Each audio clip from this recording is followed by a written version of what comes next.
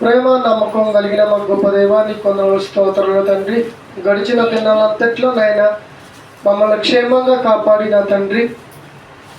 ఇదిగో ఈ ఉదయకాల సమయంలో నా తండ్రి నీ పిల్లలతో కలిసి నీ వాక్యాన్ని పంచుకునే భాగ్యాన్ని మాకు ప్రసాదించిన నీ కొందనాలు తండ్రి. ఇదిగో నాయన జ్ఞాపకం చేసుకోమని నా తండ్రి నీ కొందనాలు స్తోత్రాలు చెల్లించుకుంటున్నాను. నా గొప్ప దేవ, మహోన్నతుడైన తండ్రి, మహాగణుడైన మా కన్న తండ్రి నీ కొందనాలు. గడిచిన పిల్లలంతట్లో నేను మమ్మల్ని జ్ఞాపకం చేసుకొని కాపాడి ఉదయకాల సమయంలో నీ వాక్యాన్ని వినే భాగ్యాన్ని ప్రసాదించిన నీ కొందనాలు నా తండ్రి. మరి నీ వాక్యంలోనికి వెళుతుండగా నాకు సమయోచితమైన జ్ఞానాన్ని దయచేయమని యేసుక్రీస్తు నామములో ప్రార్థనకు సమర్పించుకున్నాం తండ్రి. మరి సార్ కూడి వచ్చిన మీ అందరికీ ప్రభు అయిన యేసుక్రీస్తు నామములో అందరికీ శుభములు వందనాలు తెలియజేస్తున్నాను. ప్రియమైన దేవుని వలన మరి ఈరోజు ఒక మంచి పాఠాన్ని మనం ధ్యానం చేసుకోబోతున్నాం. దయచేసి అర్థం చేసుకొని దేవుని యొక్క వాక్యంలో మరి పాలిభాగస్తులు కావాల్సిందిగా మీకు తెలియజేస్తున్నాను. మరి ఈరోజు ఏర్పాటు చేయబడిన ఈ యొక్క ఆదివారపు పాఠాన్ని మరి మీరందరూ వినవలసిందిగా తెలియజేస్తున్నారు. దేవుని పరిశుద్ధ స్థలములో ఎవరు నిలవగలరు? ఏమండి, దేవుని పరిశుద్ధ స్థలములో ఎవరు నిలవగలరు? ఏమండి, పరిశుద్ధ స్థలము అన్న, మందిరము అన్న, సంఘము అన్న అంతా ఒక అర్థాన్ని ఇస్తుంది. దేవునిలో కూడుకోవడం. ఇలా దేవుని సన్నిధానంలో ఎలాంటి వారు నిలబడగలరు, ఎలాంటి వారు దేవుని సన్నిధానికి రాగలరు అనేది మనం ఒకసారి బైబిల్ బట్టి ఆలోచించాలి. బైబిల్లో దేవుడు రాయించిన ప్రతి మాటను మనం ధ్యానించగలగాలి. కాబట్టి ప్రియమైన దేవుని వలన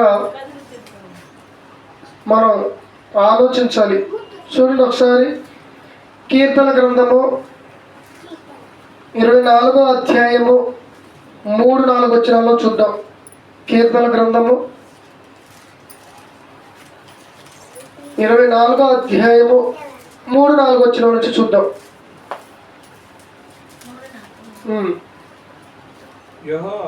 యెహోవా పర్వతమునకు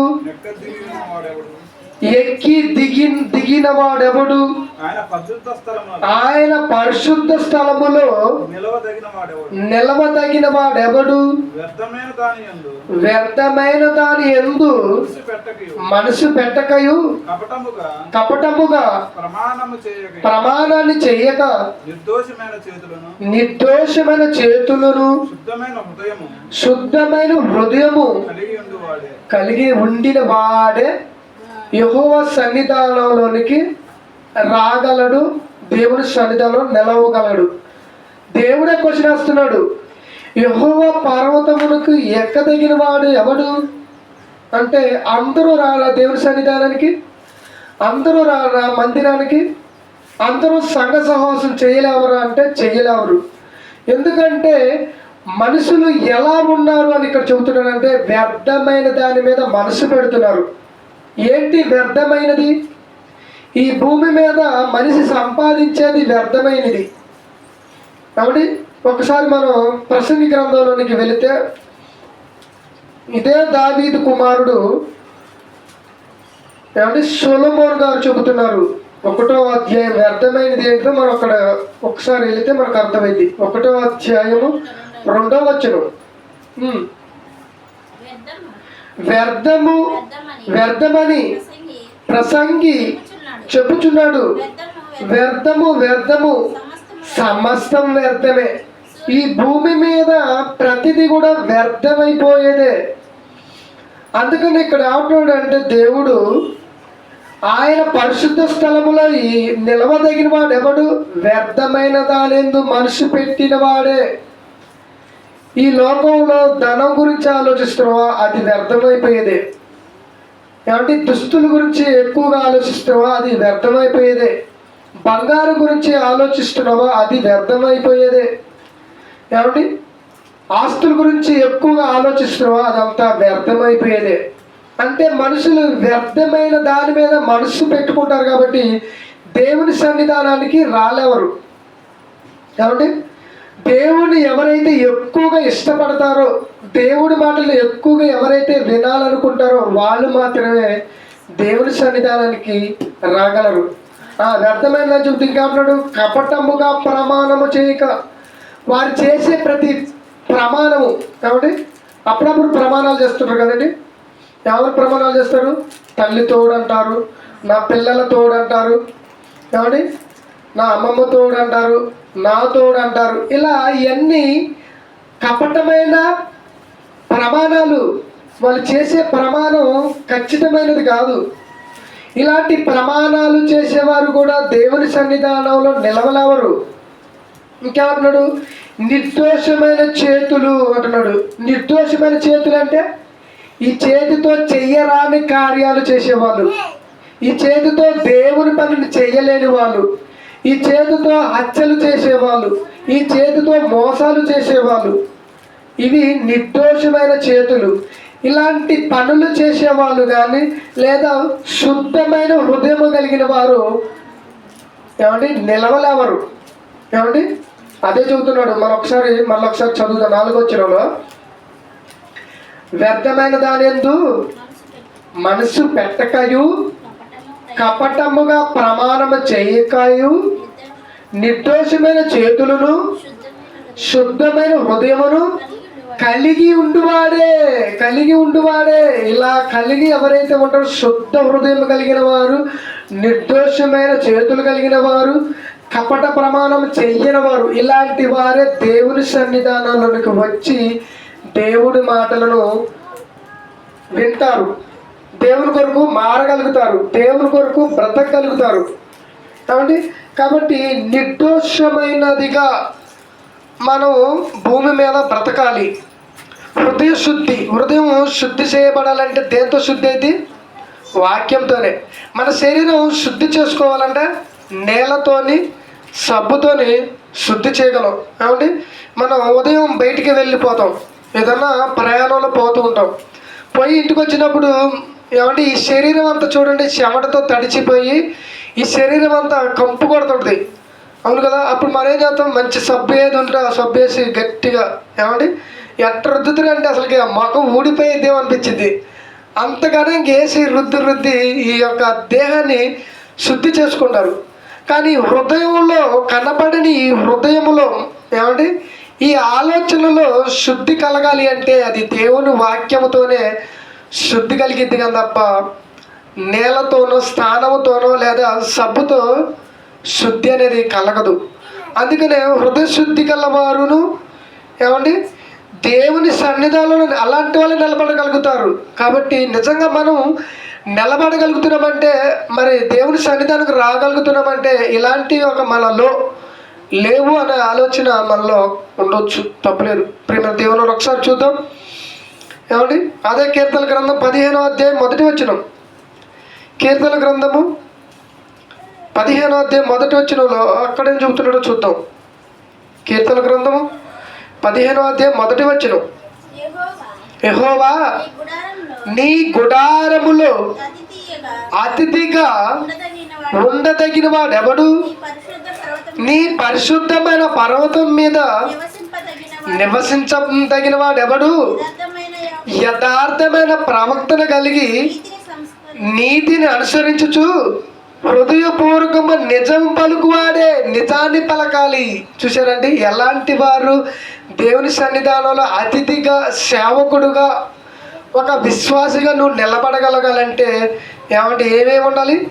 యథార్థమైన ప్రవర్తన.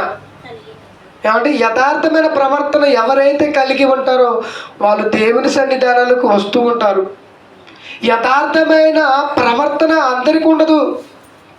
అందుకనే చూడండి మన సంఘంలోనికి ఒకప్పుడు క్లాస్ పెట్టినప్పుడు చాలామంది వచ్చారు, ఆదివారం సన్నిధానం అప్పుడు కూడా చాలామంది వచ్చారు. కానీ రాను రాను తగ్గిపోతున్నారంటే వారిలో ఏమీ లేదు, యథార్థత ప్రవర్తన అనేది లేదు. ఇంకొకటి ఏం లేదు, నీతిని అనుసరించడం. నీతి అనగా వాక్యాన్ని అనుసరించి బతకాలి. ఈరోజు వాక్యాన్ని అనుసరించి నీతిగా బతికే వాళ్ళు ఎంతమంది ఉన్నారు? నీతి అనగా వాక్యము, వాక్యాన్ని అనుసరించటం అంటే ఇదిగో అబద్ధాన్ని పలకకూడదు అంటున్నాడు. ఇక్కడ ఏమంటున్నాడు? ఏమండి? హృదయపూర్వకము నిజము పలుకువాడే నిజాన్ని పలకాలి. అబద్ధాన్ని పలికేవాడు దేవుని సన్నిధానంలో నిలబడు. దేవుని సన్నిధానంలో నిలిచిన వాక్యాన్ని తన హృదయంతో స్వీకరించలేవడు. కాబట్టి ప్రియమైన దేవుని వలన దేవుని యొక్క గుడారములో అతిథిగా నిలబడాలి అంటే ఒక సేవకుడిగా కానీ ఒక విశ్వాసిగా కానీ దేవుని సన్నిధానంలో ఉండాలంటే ముందు యథార్థమైన ప్రవర్తన ఉండాలి, నీతిని అనుసరించాలి, హృదయపూర్వకంగా నిజాన్ని పలకాలి. కానీ చాలామంది మనసులో ఒకటి పెట్టుకొని బయటికి ఇంకోటి మాట్లాడే వాళ్ళు ఉన్నారు. అవును కదండి? మనసులో అతని మీద ద్వేషం పెట్టుకొని పగని పెట్టుకొని బయటికి నవ్వుతూ వందనాలండి అని చెప్పేవాళ్ళు లేరా? ఉన్నారు ప్రియమైన దేవుని వల్ల. అలాంటి వాళ్ళు దేవుని సన్నిధానంలో నిలవరావరు. దేవుని యొక్క మాటలను చెబుతున్నప్పుడు కూడా విని వాళ్ళ హృదయంలో గుచ్చుకొని రాలేని వాళ్ళు కూడా ఉన్నారు దేవుని సన్నిధానంలో. ఇలాంటి వాళ్ళు రాలేవరు, ఇలాంటి వాళ్ళు నిలబడలేవరు. దేవుని పరిశుద్ధ స్థలంలో నిలబడాలంటే నిజంగా ఇదిగో నీతి ప్రవర్తన కలిగి ఉండాలి, నీతిని అనుసరించే వారిగా ఉండాలి, నిజం పలికే వారిగా ఉండాలి, హృదయాన్ని శుద్ధి చేసుకునే వాళ్ళే ఉండాలి. అలాంటి వాళ్ళే దేవుని సన్నిధానానికి వెళ్ళాలి, దేవుడి మాటలు వినాలి, నేర్చుకోవాలి, దేవుని కొరకు ఉన్నతంగా బ్రతకాలనే ఆలోచన. ఇలాంటి వారే దేవుని సన్నిధానానికి వస్తారు అనేది మనం ఆలోచించాలి. మరొక మాట చూసుకుందాం. అదే కీర్తన గ్రంథము 101వ అధ్యాయం 7వ వచనం. కీర్తన గ్రంథము 101వ అధ్యాయము 7వ వచనం. 101 100 తర్వాతకి 1 ఉంటుంది. 101 7వ వచనం. మోసం చేయువాడు నా ఎంట నివసింపరాదు. అసలు దేవుడే వద్దంటాడు. మోసం చేసేవాళ్ళు నా సన్నిధానంలో వద్దురా నాయన, నువ్వు మోసం చేసేది కాక ఇంకా ఇతరులకు కూడా ఆ మోసాన్ని నేర్పుతావు కాబట్టి నువ్వు వద్దురా అంటున్నాడు. మోసం చేయవారు నా ఎంట నివసింపరాదు. అబద్ధములు ఆడేవాడు నా కన్నుల ఎదుట నిలవలేవరు. అబద్ధాలు లేతే అబద్ధాలే. ప్రతి చిన్న దానికి అబద్ధాలు చెప్పుకుని బతికినవాడు దేవుని సన్నిధానంలో నిలబడలేవడండి. ఎందుకంటే ఆ మాటలు, దేవుడి మాటలు ఏవైతే చెప్పబడుతున్నాయో తన హృదయంలో కూర్చుకొని బాధ కలిగి నా గురించి చెబుతున్నాడు అట్టింది అనుకొని రాలేని వాళ్ళు చాలామంది ఉంటారు. కానీ దేవుడు అంటున్నాడంటే అసలు మోసం చేసేవాడే నా సన్నిధానంలో వద్దు అంటున్నాడు. అబద్ధాలు ఆడేవారు దేవుని సన్నిధానంలో నిలవలేవడు అంటున్నాడు. అంటే ప్రియమైన దేవుని వలన మోసం చేసేవాళ్ళు భూమి మీద దేవుడు నమ్ముకున్న వాళ్ళు కూడా ఉన్నారు, లేరండి? దేవుడి పేరు చెప్పుకొని ఏమంటే అనేకులను దేవుని సన్నిధానం నడిపిస్తున్నారంటే అది అబద్ధ బోధ కదా, మోసకరమైన బోధ కదా. రోగాలు తీస్తాను రండి అని చెప్పుకుంటున్నామంటే అది మోసం చేస్తున్నట్టే కదండి. అనేకులను మోసం చేసే బోధకులే ఉన్నారు ఈరోజు ఎక్కువగా. కాబట్టి అలాంటి వారు నా సన్నిధానానికి రామాకండి, నా సన్నిధానాన్ని చెప్పుకొని బ్రతకమాకండి అంటున్నాడు. కాబట్టి ఇప్పుడు మన దేవుని వల్ల మనం ఆలోచించాలి. ఏమండి? ఇంకేమంటున్నాడు? కింద 8వ వచనం. యెహోవా పట్టణంలో నుండి పాపము చేయి వారిని అందరినీ నిర్మూలం చేయటం అంటే చంపడానికి దేశమందలి భక్తిహీనులందరినీ ప్రతి ఉదయమున నేను చంపేస్తాను. ఏమండి? మోదీ తుఫాను ఈ మధ్య వచ్చింది కదండి. తుఫాను ఎందుకు వస్తుంది? ఎందుకు పంటలను నాశనం చేస్తుంది అంటే భక్తిహీనులుగా బతుకుతున్నారు భూమి మీద. ఉదయాన్నే చంపాలనుకున్నాడు. అంటే నువ్వు నిద్రతో నువ్వు మంచంలో పడుకొని ఉండగా ఆ పడక మీద ఉండగానే నిన్ను లేపేయాలంటున్నాడు దేవుడు. అంటే ప్రియమైన దేవుని వలన మనమంతా భక్తిహీనుల ఆ స్థానంలో మనం కూడా నిలబడకూడదు. మనల్ని మనము కూడా దేవునిలో ఎలా బ్రతకాలో అనే దాని గురించే మీకు ఈ మాటలు తెలియజేస్తున్నాను. ప్రియమైన దేవుని వలన మనం కూడా మోసం చేసేవారిలో ఉండకూడదు, అబద్ధం చెప్పేవారి యొక్క ఆలోచనలో మనం ఉండకూడదు. ఏమండి? మన హృదయాన్ని ప్రతి వారం శుద్ధి చేసుకోవాలి వాక్యం ద్వారాగే. ఏమండి? వారం అంతా మన చెడు ఆలోచనలు మనకి వస్తూనే ఉంటాయి. ఏమండి? ఎంత రాకుండా ప్రయత్నం చేసినా ఏదో ఒక సందర్భంలో ఏమంటే తప్పుడు ఆలోచనలు, తప్పుడు చూపులు వస్తున్నప్పుడు వీటన్నిటిని కడిగికోవాలంటే, వీటన్నిటిని పోగొట్టుకోవాలంటే దేవుడి సన్నిధానికి కంపల్సరీగా రావాలి. వచ్చినప్పుడే ఇవి మరి కడగబడతాయి వాక్యం ద్వారాగా, యేసుక్రీస్తు రక్తం ద్వారాగా, ఆయన శరీరం ద్వారాగా. కాబట్టి ప్రియమైన దేవుని వలన మనం ఆలోచించాలి. ఇంకొక మాటను మనం చూసుకుందాం. యోబు గ్రంథము 22వ అధ్యాయము 23వ వచనం నుంచి ఒకసారి చూద్దాం. యోబు గారు రాసిన గ్రంథము 22వ అధ్యాయము 23వ వచనం నుంచి చూడండి ఒకసారి. భక్తుడైన యోబు గారు ఇక్కడ ఏం చెప్తున్నాడు? 22వ అధ్యాయం 23వ వచనం. సర్వశక్తిని వైపు నీవు తిరిగిన ఎడల నీ గుడారములో నుండి దుర్మార్గమును దూరంగా తొలగించిన ఎడల నీవు అభివృద్ధి పొందుతావు అంటున్నాడు. ఇక్కడ ఏమర్థమైంది మనకి? సర్వశక్తిని వైపు నువ్వు తిరిగిన ఎడల అంటే దేవుని సన్నిధానానికి నువ్వు తిరిగిన ఎడల, దేవుని సన్నిధానానికి నువ్వు వచ్చిన ఎడల, దేవుని సన్నిధానం నువ్వు బతుకుతున్నావు అయితే నువ్వేం చేయాలి తెలుసా? నీ గుడారము అనగా నీ దేహములో దుర్మార్గతను ఏం చేయాలి? నువ్వు దూరం చేసుకోవాలంటున్నాడు. దుర్మార్గమైన పనులు, దుర్మార్గమైన ఆలోచనలను మనం ఏం చేసుకోవాలి? దూరం చేసుకోవాలంటున్నాడు. ఒకసారి చదివితే మీకు అర్థమైంది. మళ్ళీ ఒకసారి చదువు. 23వ వచనం.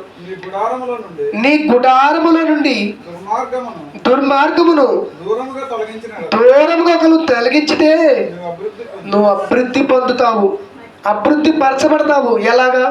ఒక జైశాల్ గారి లాగా, ఒక ప్రసన్న బాబు లాగా, ఏమంటే ఒక అపోస్తులైన పౌలు గారి లాగా, ఒక పేతురు గారి లాగా, ఒక యోహాన్ గారి లాగా, ఒక యేసుక్రీస్తు లాగా అభివృద్ధి పరచబడతాం వాక్యములో. కాబట్టి ప్రియమైన దేవుని వలన మనం ఏం చేయాలంటే మన యొక్క దేహములో దుర్మార్గతను దూరం చేసుకోవాలి. ఈరోజు ఎంతమంది తమలో ఉన్న దుర్మార్గమైన కార్యక్రమాలను దూరం చేసుకుని దేవుని కొరకు ఉన్నతంగా బతుకుతున్నారో ఆలోచించండి. ఏమండి, చాలామంది దేవుని సన్నిధికి వెళ్ళినా, వాక్యం విన్నా కానీ ఈ దుర్మార్గమైన పనులను ఆలోచనలతో భూమి మీద బ్రతుకుతున్న వాళ్ళు చాలామంది ఉన్నారు ప్రియమైన దేవుని వలన. కాబట్టి వీటిని మనం ఏం చేసుకోవాలంటే దూరం చేసుకోవడానికి ప్రయత్నం చేయవలసిందిగా తెలియజేస్తూ మరొక మాటను చూసుకుందాం. అదే కీర్తన గ్రంథము 23వ అధ్యాయం 6వ వచనం. కీర్తన గ్రంథము 23వ అధ్యాయం 6వ వచనం చూద్దాం ఒకసారి. నేను బ్రతుకు దినములన్నీ కృపాక్షేమములే నా వెంట వచ్చును, చిరకాలము యెహోవా మందిరములో నేను నివాసం చేసేదను అంటున్నాడు. దావీదు గారు అంటున్న ఈ మాట నిజంగా ఈరోజు క్రైస్తవులకి ఎంతమంది అనగలరండి? నేను బ్రతికినంత కాలం దేవా నీ సన్నిధానంలో నేను నిలబడగలను అని అనగలం మనం. ఈరోజు ఎవరు అనగలరు చెప్పండి? ప్రియమైన దేవుని వలన ఆయన అంటున్నాడు, నేను బ్రతుకు దినములన్నీ కృపాక్షేమములే కోరుకుంటున్నాడు. దేవుని యొక్క కృప, దేవుని యొక్క ప్రేమ, దేవుని యొక్క కరుణ కావాలని కోరుకుంటున్నాడు. నిజంగా మనం కూడా అదే కోరుకోవాలండి. దేవుని నుండి కృపను కోరుకోవాలి. దేవుడు మన పైన ప్రేమను చూపేలాగా కోరుకోవాలి. ప్రియమైన దేవుని వలన ఇంకేమని కోరుకోవాలి? చిరకాలం అనగా నీ జీవితకాలం అంతా తండ్రి నేను నీ సన్నిధానంలో నిలబడాలనుకుంటున్నాను, నీ సన్నిధానానికి వెళ్ళాలనుకుంటున్నాను అని మనం అనగలగాలి. కానీ చివరి దశలకు వచ్చేసరికి అనగా వృద్ధాపదేశంలోకి వచ్చేసరికి దేవుని సన్నిధానానికి చాలామంది రాలేని పరిస్థితి. కానీ ఏమండి మనకి ఈ తరంలో జైశాల్ గారు చూడండి, ఏమంటే 75 సంవత్సరాలు 76లో అడుగు పెడుతున్నాడు. ఆ సమయంలో కూడా దేవుని సన్నిధానానికి వచ్చి దేవుడి మాటలు చెప్పాలి. అవసరం అండి? ప్రియమైన దేవుని వలన బైబిల్ ఎవరైతే పరిశీలించగలరో వాళ్ళకే ఆలోచన ఉంటుంది నేను వెళ్ళాలి అని. ఏమంటే అపోస్తులైన యోహాన్ గారు కూడా ఏమంటే యేసుక్రీస్తు శిష్యుల్లో ఒకడైన ఆయన ప్రకటన గ్రంథం రాశారు చూసారా. ఆయన 95వ సంవత్సరంలోనే ఈ యొక్క ప్రకటన గ్రంథాన్ని రాశాడు. 95 సంవత్సరాలు వచ్చేంత వరకు కూడా దేవుని సన్నిధానంలో నిలబడగలిగిన. మరి మనం నిలబడతాం? 95 సంవత్సరాలతో అసలు నడవటే పరిస్థితి. కానీ ప్రియమైన దేవుని వల్ల దావీదు గారు కూడా ముసలతనంలో కూడా దేవుని సన్నిధానంలో బ్రతికాడు. దేవుని యొక్క మాటలను ప్రజలకు తెలియజేశాడు. అదే చెబుతున్నాడు. ఏమన్నాడు? చిరకాలము యెహోవా మందిరములో నేను నివాసము చేస్తును. ప్రియమైన దేవుని వల్ల మనంతా నివాసము చేయాలండి దేవుని సన్నిధానంలో. మన బ్రతుకు కాలం అంతా కూడా దేవుని సన్నిధానంలో నిలబడితే అప్పుడే మనకి పరలోకం. ఏమండి చివరి దాకా ఉన్నప్పుడే చూస్తాడు దేవుడు. ఉదయం ఏమిటి మన వయసులో ఉన్నప్పుడు చేసింది చూడు దేవుడు చివరి దశలోనే చూస్తాడు. చివరిలో ఉన్నప్పుడు దేవుడు చూసి నీకు పరలోకాన్ని ఇవ్వాలని ఆయన ఆలోచిస్తాడు. కాబట్టి మరొక మాటలో చూసుకుందాం ఈ సమయంలో. ఏమండి కీర్తన గ్రంథం 27వ అధ్యాయం 4వ వచనం. అదే కీర్తన గ్రంథము 27 4వ వచనం. 27వ అధ్యాయం 4వ వచనం. యెహోవా యొద్ద నేను ఒక వరాన్ని అడిగి తిని నేను దానిని వెతుకుచున్నాను. యెహోవా ప్రసన్నతను చూచుటకును ఆయన ఆలయములో ధ్యానించుటకును నా జీవితకాలం అంతయు నేను యెహోవా మందిరములో నివసింపకోరుచున్నాను అంటున్నాడు. చూసారా ప్రియమైన దేవుని వల్ల నిజంగా దావీదు గారు ఈ వాక్యాన్ని ఎలా ధ్యానించాడంటే దేవారాత్రులు ధ్యానించాడు కాబట్టి ఆ ధర్మశాస్త్రంలో ఉన్న మాటలు నాకు అర్థమైనవి. ఆయన ఒకటి అడుగుతున్నాడు ఏమంటే యెహోవా ప్రసన్నతను చూచుటకును ఆయన ఆలయములో ధ్యానించుటకును. ఏమంటే దేవుని ఆలయములో ధ్యానించాలి. దేవుని వాక్యాన్ని మనం ఏం చేయాలి? ధ్యానించాలి. పైన ఉన్నాడు ఒక వరాన్ని అడిగినట్టు ఆయన. ఏంటి ఆ వరం అంటే దేవుని యొక్క వాక్యాన్ని నేర్చుకునే వరం, దేవుని సన్నిధిలో నిలబడగలే ఒక వరం, అనేకులు దేవుని సన్నిధిలో ఉండాలని ఒక వరం. ఏమంటే ఇలాంటి వరాలు కోరుకుంటారండి. దేవుని ఎలాంటి వరాలు కోరుకుంటారు? సంతానం కావాలనే వరాన్ని కోరుకునే వాళ్ళు ఉన్నారు, రోగాలు పోవాలనే వరాన్ని కోరుకునే వాళ్ళు ఉన్నారు, అద్భుతాలు జరగాలి అనే వరాలు కోరుకునే వాళ్ళు ఉన్నారు. కానీ దేవుని సన్నిధానంలో నేను నిలబడాలి అనే వరాన్ని ఎంతమంది కోరుకుంటున్నారు ఈరోజు? ప్రేమ దేవుని వరాన్ని మనం ఆలోచించాలి. ఏమంటున్నాడు ఇంకా మరొకసారి చదువుదాం. ఏమండి 4వ వచనంలో యెహోవా యొద్ద ఒక వరాన్ని అడిగి తిని దాన్ని నేను వెతుకుచున్నాను. యెహోవా ప్రసన్నతను చూచుటకును ఆయన ఆలయములో ధ్యానించుటకును నా జీవితకాలం అంతయు నేను యెహోవా మందిరములో నివసింపకోరుచున్నాను. నా జీవితకాలం అంతా నేను దేవుని సన్నిధానంలో నివసించాలని కోరుకుంటున్నాడు. ఈరోజు తమ జీవితకాలం అంతా దేవుని సన్నిధానంలో ఉండాలని ఎంతమంది కోరుకుంటున్నారు? ఒక వారం వస్తేనే మరొక వారం రాలేని పరిస్థితి. అలాంటిది మనం జీవితకాలం అంతా దేవుని సన్నిధానం ఒక్క రోజు కూడా తప్పిపోకుండా నిలబడగలుగుతారా? ప్రియమైన దేవుని వల్ల ఆలోచించాలి. మనం నిత్యము దేవుని సన్నిధానంలో నిలబడగలగాలి. అప్పుడేనండి మనకి దేవుడు పరలోకాన్ని ఇస్తాడు. ఎలాంటి వాళ్ళు నిలబడగలరంటే దేవుని సన్నిధానంలో ఇదిగో భయము భక్తి కలిగిన ఉన్నవారు కూడా దేవుని సన్నిధానంలో నిత్యం నిలబడగలరు. ఒకసారి మరొక మాట చూసుకొని ఈ సమయంలో ఒక 2 చూసుకొని ముగించుకున్న సమయంలో ప్రియమైన దేవుని వల్ల ఒకసారి ఆలోచించవలసింది తెలియజేస్తూ కీర్తన గ్రంథము 61వ అధ్యాయం 4వ వచనం. ఏమండి కీర్తన గ్రంథము 61వ అధ్యాయము 4వ వచనం. ఇక్కడ ఉంటుంది చూడు. యుగ యుగాలు నేను నీ గుడారములో నివసించేదను, నీ రెక్కల చాటున నేను దాగుందును. దేవా నీవు నా మొక్కుబడులను అంగీకరించి ఉన్నావు. నీ నామమనందు భయభక్తులు గారి వారి ఎడల స్వాస్యమును నీవు నాకు అనుగ్రహించి ఉన్నావు. చూసారండి, దేవుని రెక్కల చాటున దాక్కోవాలంటున్నాడండి దావీదు గారు. నిజంగా ఆయన అంటున్నాడు ఇక్కడ ఏమన్నాడు? యుగ యుగాలు నేను నీ గుడారములో నివసించాలనున్నాడు. అంటే దేవుని సన్నిధానంలో ఎవరు నిలబడాలి? ఎవరంటే ఇదిగో తమ జీవితకాలం అంతా దేవుని సన్నిధానికి వెళ్ళాలి అనే ఆలోచన లేనివారు దేవుని సన్నిధానంలో నిలవలేవరు, రాలేవరు, వాక్యం వినలేవరు, విన్నదాన్ని స్వీకరించలేవరు. మనం రోజు ఏం పోలేతే ఒక ఆదివారం పోకపోతే ఏమైంది అని అనుకునే వాళ్ళు లేరా? ఒక ఆదివారం తప్పిస్తే ఎన్ని డబ్బులు వస్తాయంట? ఏమండి ప్రియమైన దేవుని వలన దేవుని మాటలు ఎంత శ్రేష్టమైన మనం ఆలోచించాలి. దావీదు గారు ఏమన్నా చేస్తా ఒక దినము నీ యొక్క ఆవరణ గలుపుట 1000 దినాలు కంటే శ్రేష్టము. అంటే 1000 దినాలు పోయినట్టే. ఒక్క దినం పోతే 1000 దినాలు పోగొట్టుకున్నట్టే. 1000 దినాలు నీ జీవితంలో ఉన్నాయంటే ఒక్క దినం వస్తే 1000 దినాలతో సమానం. అదనమాట.